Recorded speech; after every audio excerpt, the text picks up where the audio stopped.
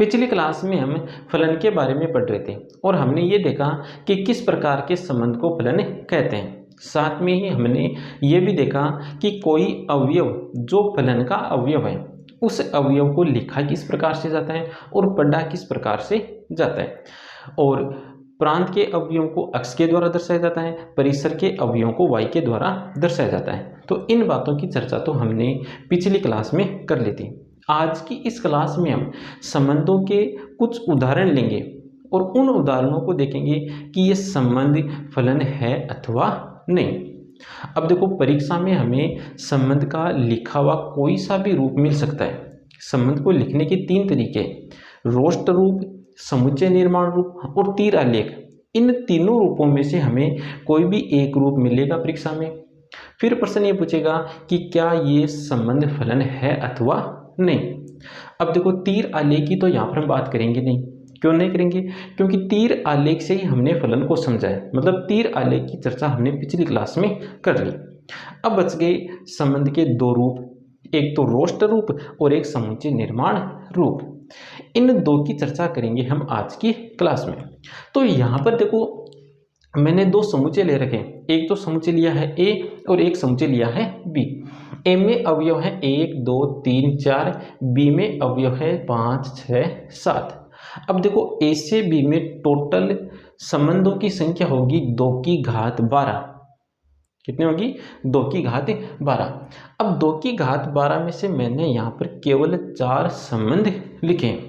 और यहाँ पर देखो, जो संबंधों का रूप मैंने लिखा है ये कौन सा रूप है? ये रोस्टर रूप है। मतलब हम पहले रोस्टर रूप की चर्चा करने वाले हैं। तो यहाँ पर मैंने संबंधों के चार संबंध लिखे और चारों संबंध रोस्टर रूप में लिखे। अब प्रश्न ये है कि क्या ये संबंध फलन है अथवा नहीं। तो फलन की जो परिभाषा है वो क्या है? फलन की परिभाषा पर चलते हैं हम एक बार। तो देखो, ये समुच्चय ए है और ये समुच्चय है बी। ए से बी में संबंध आर फलन होगा। कब होगा? जब इस ए के प्रत्येक अवयव से तीर निकले। प्रत्येक अवयव से क्या निकले? तीर निकले। और एक अवयव से एक ही तीर निकले। प्रत्येक अवयव से तीर भी निकलना चाहिए और एक अवयव से एक ही तीर निकलना चाहिए, तब उस संबंध को कहते हैं हम फलन।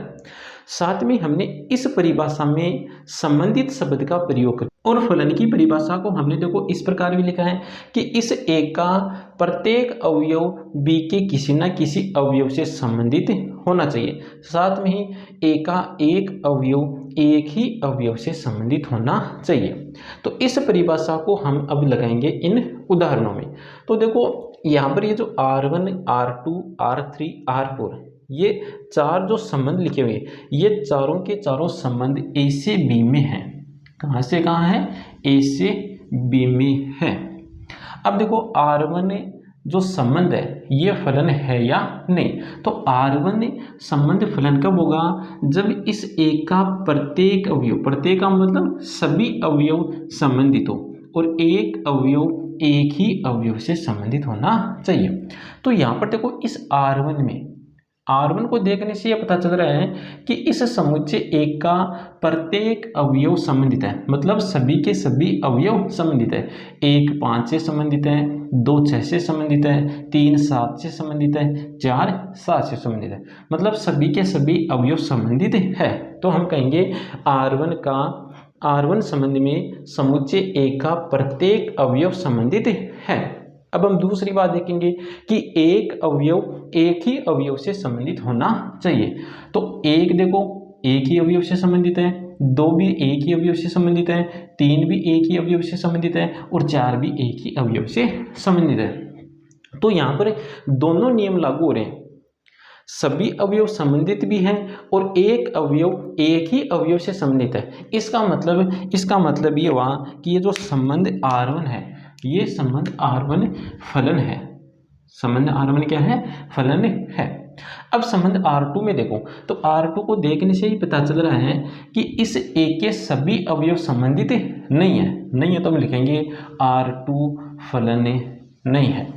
R3 में देखो, R3 को भी देखने से पता चल रहा है कि A का प्रत्येक अवयव मतलब A के सभी अवयव B के किसी न किसी अवयव से संबंधित है। अब देखो कि एक अवयव एक ही अवयव से संबंधित है या एक अवयव एक से ज़्यादा अवयवों से संबंधित है। तो एक भी एक ही अवयव से संबंधित है, दो भी एक ही अवयव से संबंधित है, तीन भी एक ही अवयव से संबंधित है और चार भी एक ही अवयव से संबंधित है।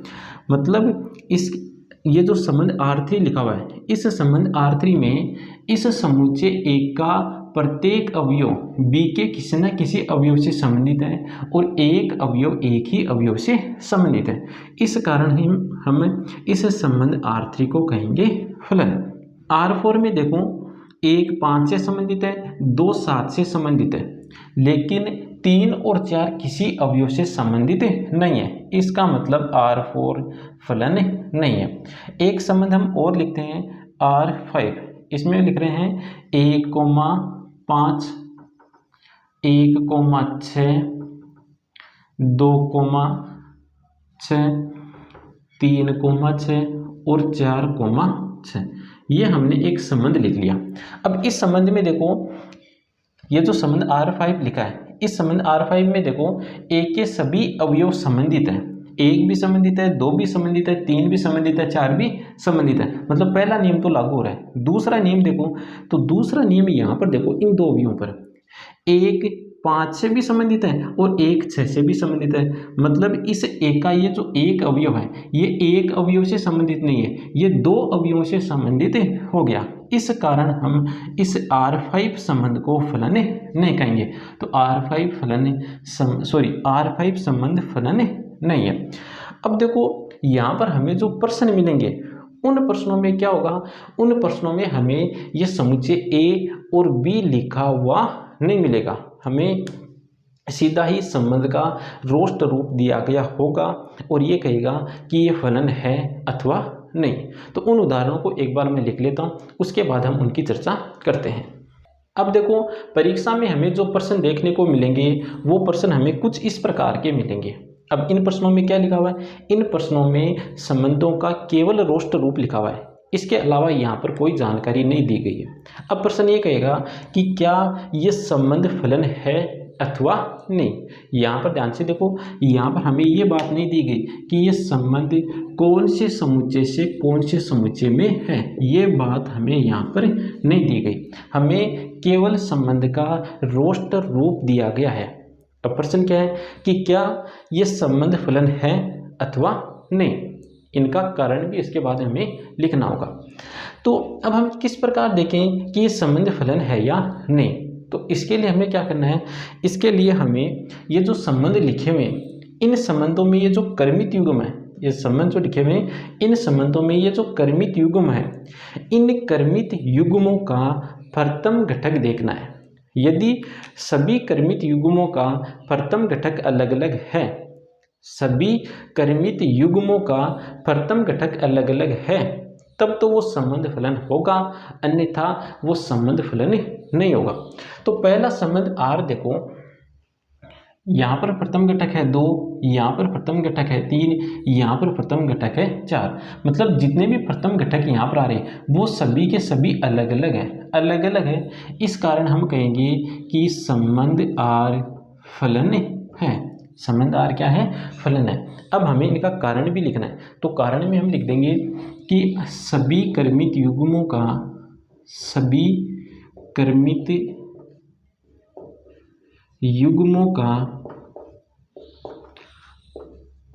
प्रथम घटक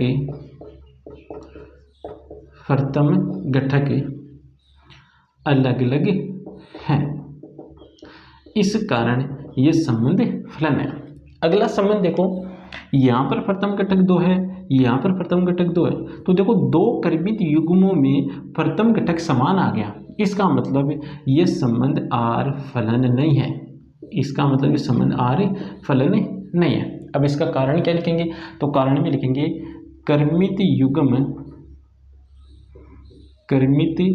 युग्म 2,2 तथा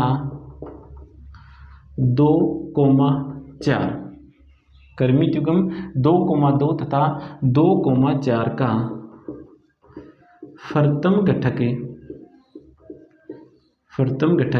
समान है। प्रथम घटक क्या है? समान है। इस कारण ये संबंध आर फलन नहीं है। अब प्रथम घटक समान होने से क्या हो गया? प्रथम घटक समान होने से ये बात हो गई कि दो अवयवों से संबंधित हो गया। ये दो अवयवों से संबंधित हो गया। एक तो 2 से संबंधित हो गया और एक 4 से संबंधित हो गया। मतलब इस 2 से 2 तीर निकल गए। इस कारण ये संबंध आर फलन नहीं है। अगला संबंध देखो, तो यहाँ पर प्रथम घटक है 1, यहाँ पर 2, यहाँ पर 3, यहाँ पर 4, यहाँ पर 5 और यहाँ पर 6। तो जितने भी क्रमिक युग्म लिखे हुए हैं उन सभी क्रमिक युग्मों का प्रथम घटक अलग अलग है। तो ये संबंध बन जाएगा फलन। तो लिखेंगे आर फलन है। अब इसका कारण भी हमें लिखना है, तो कारण में क्या लिखेंगे? कारण में लिख देंगे सभी क्रमिक युग्मों का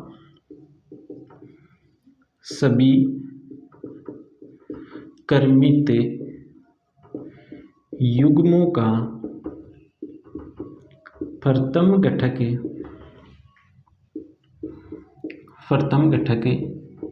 अलग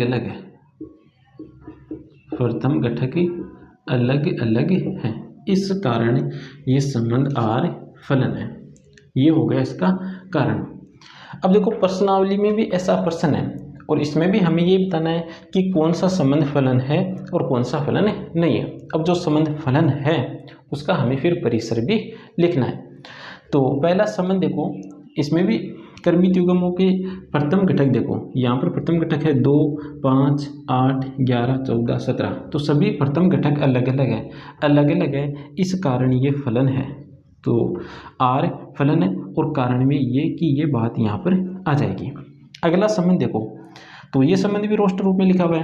तो प्रथम घटक चेक कर लो, 2, 4, 6, 8, 10, 12, 14 सभी प्रथम घटक अलग अलग है। इस कारण आर एक फलन है। और कारण में क्या जाएगा?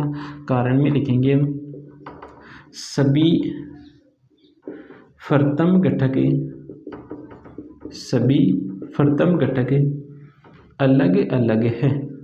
प्रथम घटक अलग अलग है। इस कारण ये संबंध फलन है।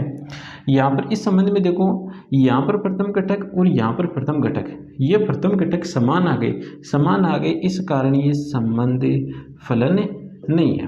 और कारण में क्या लिखेंगे? कारण में हम लिखेंगे, कारण में लिख देंगे कि अवयव एक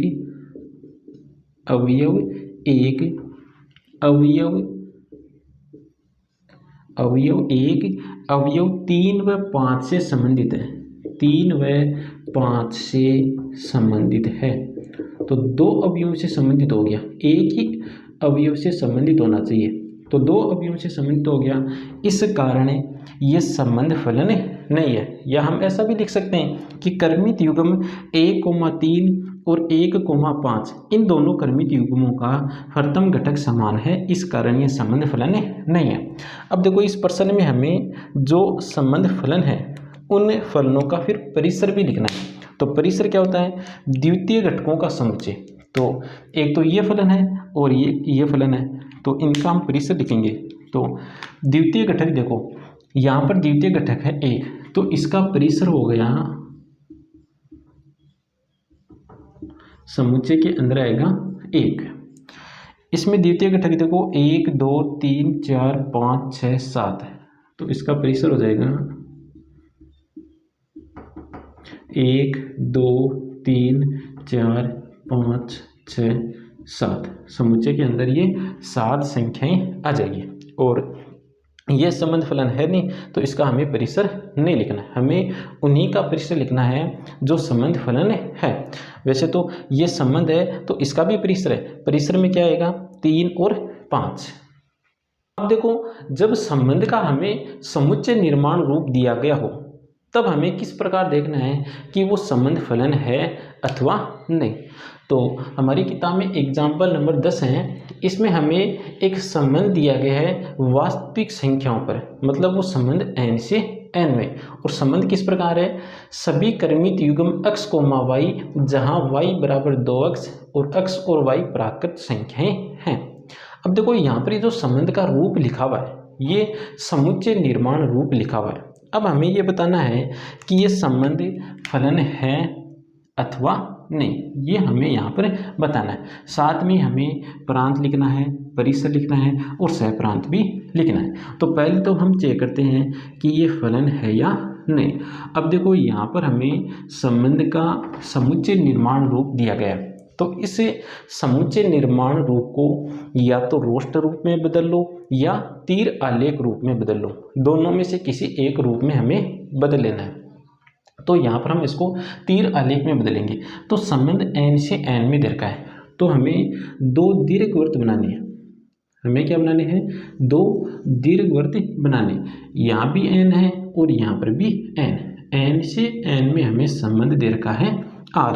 n का मतलब यहाँ पर है प्राकृत संख्याएं। तो यहाँ पर हम प्राकृत संख्या लिखते हैं 1 2 3 4 5 6 7 8। अब प्राकृत संख्याएं अनंत तक चलेंगी, तो यहाँ पर फिर हमें आगे डॉट डॉट लगा देना है। यहाँ पर भी प्राकृत संख्याएं लिखो।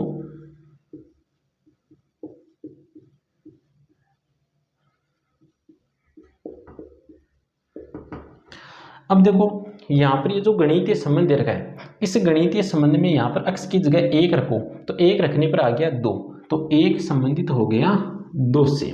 फिर x की जगह रखो 2, 2 रखने पर आ गया 4, तो 2 संबंधित हो गया 4 से। 3 रखने पर आएगा 6, तो 3 संबंधित हो जाएगा 6 से। 4 रखने पर आएगा 8, तो 4 संबंधित होगा 8 से। 5 रखने पर आएगा 10, तो 5 संबंधित होगा 10 से। 6 रखने पर आएगा 12, तो 6 संबंधित हो गया 12 से। 7 रखने पर आएगा 14, तो 7 संबंधित हो जाएगा 14 से। 8 रखने पर आएगा 16, तो 8 किससे संबंधित हो जाएगा? 16 से। इसी प्रकार जब आगे वाली संख्या रखते हैं, जैसे 9 रखा, 9 रखने पर आएगा 18, तो 9 संबंधित हो गया 18 से। 10 रखने पर आएगा 20, तो 10 संबंधित हो गया 20 से। तो आगे वाली जो भी प्राकृत संख्या है उनको यहाँ पर जब हम रखेंगे तो वो भी किसी ना किसी संख्या से संबंधित हो जाएगी। जैसे यहाँ पर हमने रख दिया 100, x की जगह क्या रख दिया? 100, तो 100 रखने पर आ गया 200, तो 100 संबंधित हो जाएगा 200 से। आगे 1000 भी आएगा, तो x की जगह हमने 1000 रख दिया, तो y बराबर कितना आ गया? 2000, तो 1000 संबंधित हो गया 2000 से। तो इसका मतलब आगे वाली जो संख्या है उन संख्याओं को भी यहाँ पर जब हम रखेंगे तो वो भी किसी ना किसी संख्या से संबंधित हो जाएगी। मतलब यहाँ पर जितनी भी संख्याएं, वो सभी की सभी संख्याएं इस साइड किसी ना किसी संख्या से संबंधित हो जाएगी। अब देखो संबंधित हो जाएगी, इसका मतलब इन सभी संख्याओं से तीर निकल रहा है और एक संख्या से एक ही तीर निकल रहा है। इसका मतलब ये संबंध एक फलन है। तो यहाँ पर हम लिखेंगे दिया गया संबंध। पहले तो हमें यहाँ पर ये तीर आलेख बनाना है, उसके बाद लिखना है दिया गया संबंध, दिया गया संबंध एक फलन है। दिया गया संबंध क्या है? एक फलन है। अब ये फलन कहाँ से कहाँ हो जाएगा? तो फलन भी n से n में हो जाएगा। r की जगह f रख दो, तो n से n में हो गया। अब देखो फलन n से n में हो गया, तो इस समुच्चय को तो कहते हैं f का प्रांत और इस समुच्चय को कहते हैं f का सहप्रांत। तो यहाँ पर प्रांत तो हो गया n, यहाँ पर तो होता है प्रांत और यहाँ पर होता है सहप्रांत। तो प्रांत तो है n और सहप्रांत भी है n। अब हम बात करते हैं परिसर की। परिसर क्या होता है? y के मानों का समुच्चय। अब देखो y के मान क्या क्या है, तो y का मान 2 है, 4 है, 6 है, 8 है, 10 है, 12, 14, 16, 18, 20, 22, 24, आगे अनंत तक चलती रहेंगी। तो उन संख्याओं का समुच्चय बना लो। 2, 4, 6, 8, 10, 12, 14, आगे अनंत तक चलती रहेंगी, तो हम लगा देंगे डॉट डॉट। तो इन संख्याओं का हमने समुच्चय बना लिया। इस समुच्चय को कहते हैं परिसर। अगर हम इस समुच्चय को ध्यान से देखें तो ये समुच्चय है समप्राकृत संख्याओं का। तो हम ऐसा भी लिख सकते हैं, परिसर बराबर है समप्राकृत संख्याओं का समुच्चय, इस प्रकार भी लिख सकते हैं। तो जब हमें संबंध का समुच्चय निर्माण रूप दिया गया हो तब हमें उस संबंध को या तो तीर आलेख में बदल लेना है या रोष्ट रूप में बदल लेना है। उससे हमें आसानी से पता चल जाएगा कि वो संबंध फलन है या नहीं। और संबंध का जब रोष्ट रूप दिया गया हो तब किस प्रकार देखना है कि वो फलन है या नहीं, तो वो बात हमने पीछे कर ली। यहाँ पर दो परिभाषाएं काम में आएंगी। देखो, जैसे कोई फलन है f और ये फलन है a से b में, तो इस फलन का प्रांत हो गया a और सह प्रांत हो गया b। सह प्रांत क्या हो गया? b। और इसका परिसर भी होगा कुछ ना कुछ, तो इसके परिसर को हम लिख देते हैं समुच्चय c के द्वारा। प्रांत a है, सह प्रांत क्या है? b, और परिसर हमने मान लिया c। अब देखो, इस फलन का ये जो परिसर है, ये परिसर यदि वास्तविक संख्याओं का उपसमुच्चय या वास्तविक संख्याओं के बराबर हो जाए, परिसर या तो वास्तविक संख्याएं हो जाए या वास्तविक संख्याओं का उपसमुच्चय हो, तब उस फलन को कहते हैं वास्तविक मान फलन। तब तो उस फलन को क्या कहते हैं? वास्तविक मान फलन। और यदि प्रांत और परिसर दोनों ही वास्तविक संख्याओं के उपसमुच्चय या वास्तविक संख्याओं के बराबर हो जाए, तब उस फलन को कहते हैं वास्तविक फलन। तब उस फलन को क्या कहते हैं? वास्तविक फलन। यदि किसी फलन का परिसर वास्तविक संख्याओं का समुच्चय या वास्तविक संख्याओं का उपसमुच्चय हो, उस फलन को कहते हैं वास्तविक मान फलन। और यदि किसी फलन का प्रांत और परिसर दोनों ही वास्तविक संख्याओं का समुच्चय या वास्तविक संख्याओं का उपसमुच्चय हो, उस फलन को कहा जाता है वास्तविक फलन। तो आज की क्लास में इतना ही। आगे की क्लास में हम पढ़ेंगे फलन के कुछ प्रकार।